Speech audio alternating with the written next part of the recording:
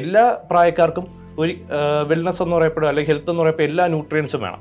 അപ്പോൾ ഏകദേശം നമ്മുടെ ഫുഡിൽ വരുന്ന എല്ലാ ന്യൂട്രിയൻസും നമുക്ക് എങ്ങനെ ഒരു ഫുഡ് പ്രൊഡക്റ്റിൽ കൊണ്ടുവരാൻ പറ്റും, സ്നാക്കിൽ കൊണ്ടുവരാൻ പറ്റും എന്നുള്ള ഒരു സ്റ്റഡിയിലാണ് നമ്മൾ ഷുവർ ഇറ്റ്സിൽ ഇങ്ങനെ പ്രൊഡക്ട്സ് കൊണ്ടുവന്നത്. സ്പൈറുലിന എന്ന് പറയുന്നത് ഒരു ബ്ലൂ ഗ്രീൻ ആൽഗയാണ്. എന്ന് വെച്ചാൽ മലയാളത്തിൽ പറഞ്ഞ പായൽ, ഒരു ടൈപ്പ് പായൽ. അത് നമുക്ക് കടലിലും കാണാൻ പറ്റും, നമുക്ക് ഫ്രഷ് വാട്ടറിലും കാണാൻ പറ്റും. പക്ഷെ നമ്മളെല്ലാം എഡിബിൾ ആയിട്ടുള്ളതെല്ലാം ഫ്രഷ് വാട്ടറിലുള്ളതാണ്. അപ്പൊ സ്പൈറുലിന നമുക്ക് ഇപ്പം നാസയിൽ നിന്ന് ആസ്ട്രോനറ്റ്സ് സ്പേസിൽ പോകുമ്പോൾ പോലും കൺസ്യൂം ചെയ്യുന്നത് സ്പൈറുലിന ടാബ്ലറ്റ്സ് ഉണ്ട്. കാരണം ഈ ഒരു സ്പൈറുലിന എന്ന് പറയുന്ന സംഭവം ഒരു സൂപ്പർ ഫുഡായിട്ട് അല്ലെങ്കിൽ ഫങ്ഷണൽ ഫുഡായിട്ട് പറയപ്പെടും.